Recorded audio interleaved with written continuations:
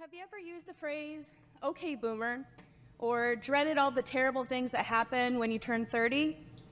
Maybe you were looking forward to a certain birthday, or maybe you avoided celebrating it altogether. If that sounds familiar to you, it's possible that you hold some level of age bias, but in fact, we all do. But what you may not know is that those beliefs profoundly impact your life. And now is a good time as any to start unpacking some of that. It's human to assess a stranger based on how you perceive them. Stereotypes are an easy way to take in information and form a reaction. And whether we know better or not, that's an automatic response, and it's strengthened by what we've been exposed to our whole lives.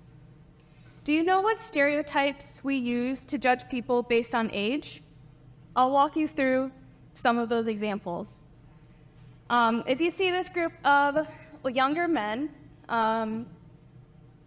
you might see that they are generally happy, they're clean cut, conventionally handsome. Can we hold on to something? Sorry. Yeah, can we go back to there? I think we missed a slide. Thank you. Do you know what stereotypes we use to judge people based on age? Well, I would like to walk you through some top results from a Google image search of the terms young men, young women, and old women. Thank you.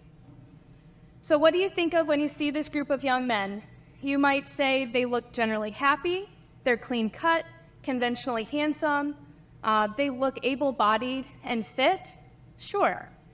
But then when we look at these images of older men, you might say that they're white-haired, they're white-presenting.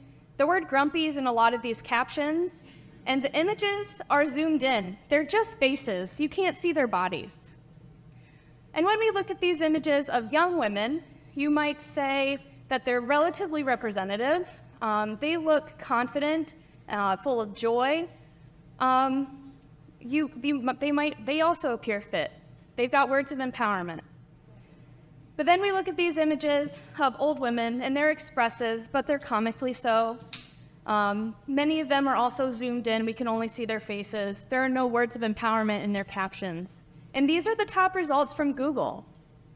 And they represent society's beliefs about what young and old are. They're generalized. But I would challenge you to look around the room and tell me who's 30, or who's 67, or who's 99, because what you're seeing is often rooted in ageism, which are the thoughts, feelings, and actions against others or yourself based on age. You might not even be aware of it, but we have specific expectations of what age should be. Unlike other isms, we meant the slide again. Okay. All right, we'll keep going.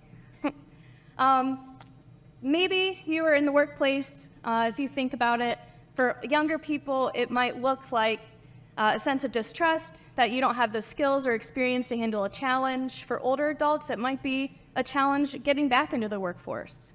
If you're in healthcare and you're younger, let's say you have chronic pain, you might be told that it's all in your head to just take some Tylenol. If you're older, your pain might be dismissed as a normal part of aging, and that doesn't help anybody. Ageism can also be against yourself. The way you speak to yourself influences your behavior, who you spend your time with, and all of which impact your aging experience and your health outcomes.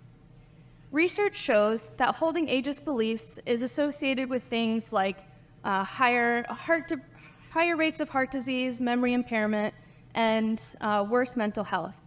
But researchers also find that when we hold positive views about aging, we can actually boost our well-being and increase our lifespan up to 7.5 years.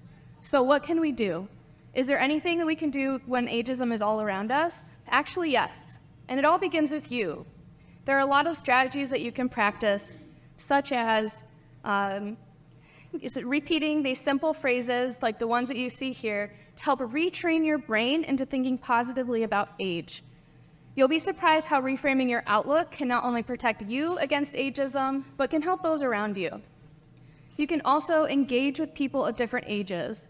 When we increase the frequency and deepen the quality of these intergenerational connections, we can all learn, collaborate, and empathize a little bit better. It takes time to retrain your brain, but it's time to pursue this larger goal to stop minimizing a person based on a single quality or characteristic. When we embrace the value of aging, we become unbound from the harmful ageist stereotypes. Combating ageism takes practice, but now's the time to unleash your power to age without ageism, and I'll tell you why. You are all the ages that you've ever been, and that makes you a role model for aging. Thank you.